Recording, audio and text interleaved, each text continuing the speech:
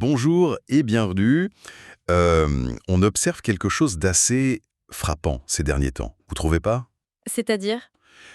Les robots, ils sont de plus en plus présents là où on les attendait pas forcément. Je pense aux hôtels, aux restaurants, même dans les magasins. On n'est plus juste dans l'usine, là. Ah oui, c'est vrai. On voit une vraie démocratisation de ce qu'on appelle les robots de service.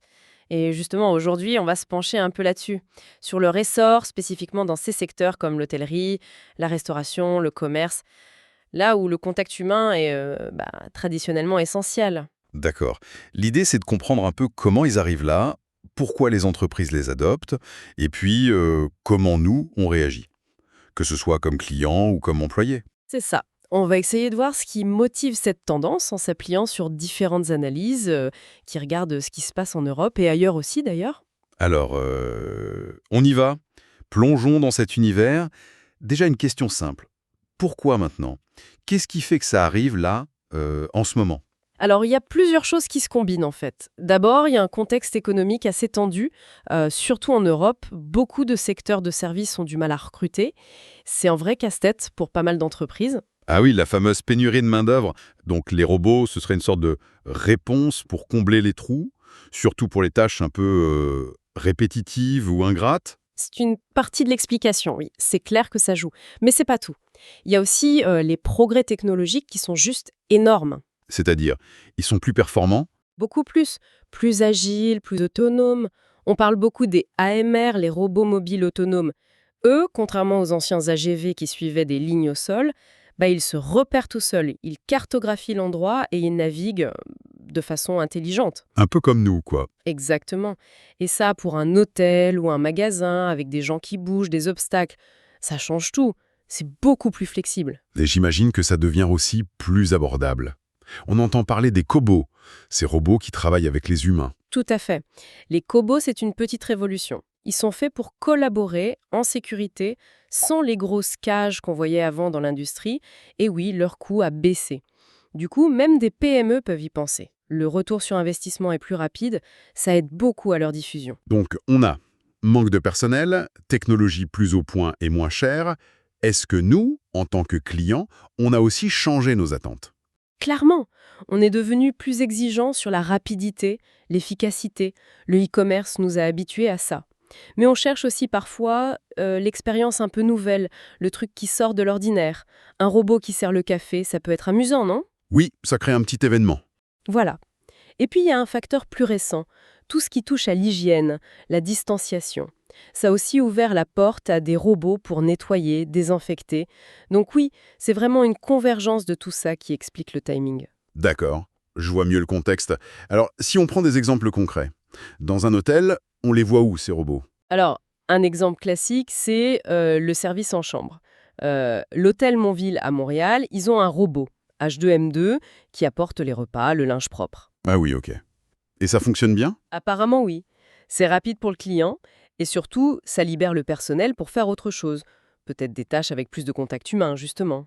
Et dans les restaurants, on voit de plus en plus ces robots serveurs, parfois avec un look assez spécial. Je pense à ce robot avec une tête de chat, Bellabot, c'est ça? Oui, le Bellabot, c'est un bon exemple. Il est efficace pour amener les plats, c'est sûr, mais il est aussi conçu pour être sympa, quoi. Il a un visage qui réagit un peu, il peut interagir. Ça plaît beaucoup, surtout aux enfants.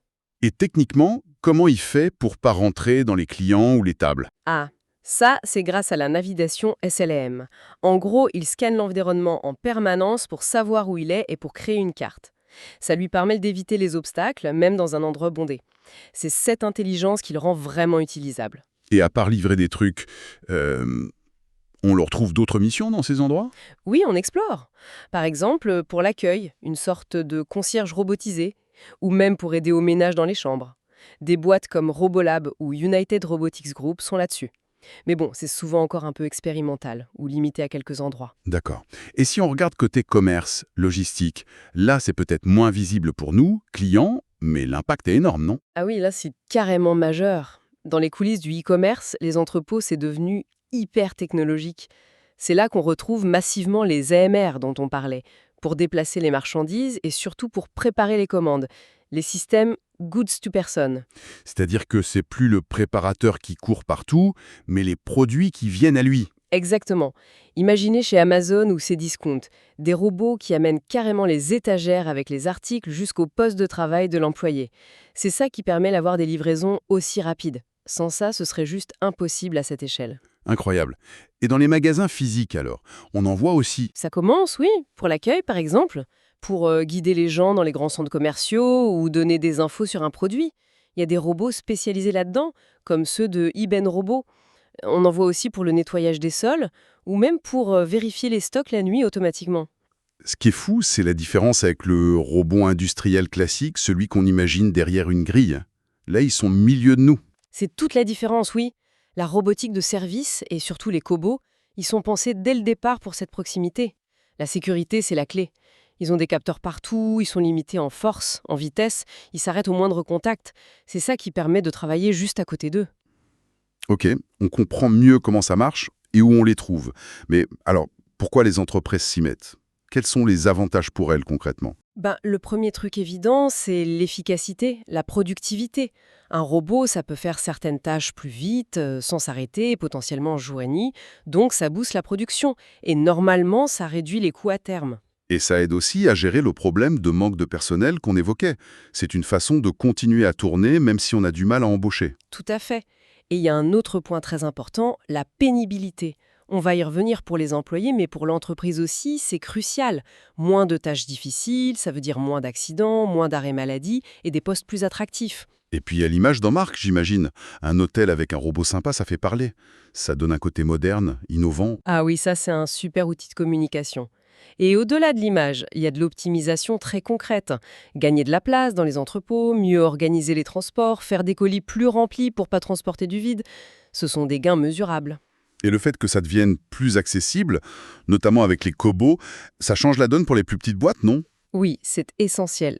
La robotique, c'est plus seulement pour les géants. Des solutions plus légères, moins chères au départ, avec un retour sur investissement assez rapide, ça permet aux PME de s'équiper et de rester dans la course. Ok, les bénéfices pour les entreprises, on voit bien. Mais et nous alors? Les humains dans tout ça? Employés, clients, c'est vraiment une bonne chose pour nous. Pour les salariés, le point qui revient souvent, c'est vraiment la réduction de la pénibilité. Les sources donnent des chiffres assez parlants, hein. Un préparateur de commandes qui fait l'équivalent d'un semi-marathon par jour dans l'entrepôt, Ah oui, c'est énorme. ou qui soulève des tonnes, ou le travail à la chaîne en caisse, le nettoyage des immenses surfaces. Les robots peuvent vraiment soulager de ces tâches qui usent le corps. Ce qui pourrait permettre aux employés de faire des choses moins physiques, plus intéressantes, peut-être? C'est exactement l'idée de la complémentarité. Libérer l'humain des tâches répétitives, sans grande valeur ajoutée, pour qu'il puisse se concentrer là où il est irremplaçable. L'accueil personnalisé, le conseil, la résolution de problèmes, la gestion d'imprévus. Tout ce qui demande de l'empathie, du jugement. Voilà. La créativité aussi. C'est une façon de revaloriser le travail humain. Il y a de nouveaux métiers. Superviser les robots, faire la maintenance de base, analyser les données qu'ils collectent. C'est une évolution. Et côté client, qu'est-ce qu'on y gagne? Pour le client, ça peut être un service plus rapide, moins d'attente au restaurant, une réponse plus vite à une question simple. Ça peut être aussi le côté un peu fun, nouveau de l'interaction, comme avec le Bellabot, ou juste que le personnel humain soit plus disponible pour des demandes plus complexes parce qu'il est moins débordé par les tâches de base. Et la sécurité? Tu parlais des cobots, c'est rassurant de savoir qu'ils sont conçus pour travailler sans danger à côté des gens. Oui, c'est fondamental. Et certaines sources parlent même d'inclusion.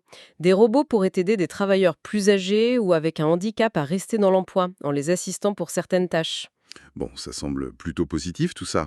Mais il doit bien y avoir des difficultés, des défis. Ce n'est sans doute pas aussi simple que ça en a l'air. Ah non, loin de là. Le plus gros défi, je crois, surtout dans les métiers de service comme l'hôtellerie, la restauration, c'est de trouver le bon équilibre. La technologie, c'est un outil. Ça ne doit pas remplacer le cœur du métier, l'hospitalité, le contact humain. Oui, le risque, c'est de rendre le service froid, impersonnel, non? Si tout est robotisé. Exactement. On risque de déshumaniser l'expérience. Et ça nous amène à la question de l'acceptation. Est-ce qu'on est prêt, nous, culturellement, psychologiquement, à être servis par des machines dans ces contextes-là? C'est une vraie question, ça. Et c'est super important. Une étude intéressante, basée sur la théorie de Rogers, sur la diffusion des innovations, montre bien que la performance technique du robot, ça ne fait pas tout, loin de là. Son adoption, ça dépend de facteurs très humains. Ah oui. Quel genre de facteur? Alors, il y a par exemple l'avantage relatif, Est-ce que les gens voient vraiment un bénéfice par rapport à avant? La compatibilité? Est-ce que ça colle avec nos habitudes, nos valeurs? La complexité perçue? Est-ce que ça a l'air simple à utiliser? Et puis, la possibilité de l'essayer et de voir si ça marche bien, ça joue énormément. Donc un robot peut être génial sur le papier, mais si on le trouve compliqué, ou s'il nous met mal à l'aise, ou s'il sert à rien selon nous, il ne sera pas adopté.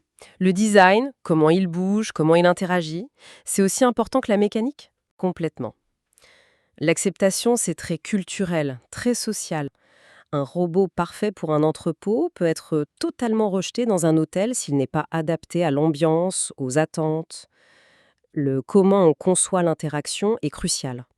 Et tu parlais de sécurité tout à l'heure.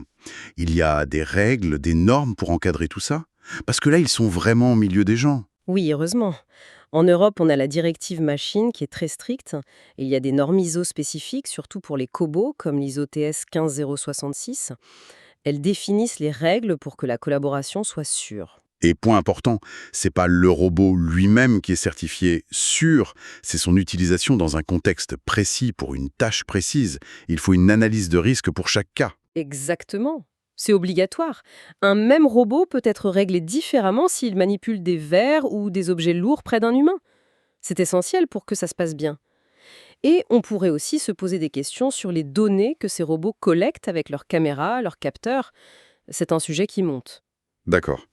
Et comme autre frein, le coût, ça reste un sujet, même si ça baisse. Oui, l'investissement de départ, ça reste un obstacle, surtout pour les plus petites structures. Et puis, il y a la formation du personnel. Même si c'est plus simple à programmer qu'avant, il faut quand même que les équipes soient à l'aise avec ces nouveaux collègues un peu particuliers. Sans oublier le facteur humain, la peur du changement, la crainte de perdre son emploi ou juste le malaise de bosser avec une machine. Il faut accompagner ça, j'imagine. Ah oui, l'accompagnement au changement, c'est primordial. Sans l'adhésion des équipes, ça ne peut pas marcher. Donc, on voit bien, ces robots de service, c'est bien plus qu'un gadget. Ils transforment vraiment l'hôtellerie, la restauration, le commerce. Oui, ils apportent de l'efficacité, une réponse aux problèmes de recrutement, ils peuvent rendre le travail moins pénible, c'est indéniable. Mais leur vrai succès, ça va dépendre de notre capacité à les intégrer intelligemment, en gardant l'humain au centre. L'idée, c'est pas de remplacer, c'est de compléter, de redéfinir le rôle de chacun pour que l'humain fasse ce qu'il fait de mieux, la relation, l'émotion, l'adaptation. C'est un équilibre subtil à trouver en fait. Tout à fait. L'enjeu, il n'est pas que technique ou économique, il est social, psychologique.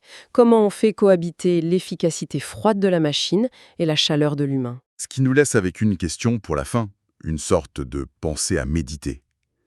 Maintenant que ces robots deviennent des figures presque familières dans nos services du quotidien, comment est-ce qu'on va faire, collectivement, pour choisir de préserver et peut-être même de réinventer ce qui fait vraiment l'âme et la valeur d'un service humain, d'une hospitalité réussie?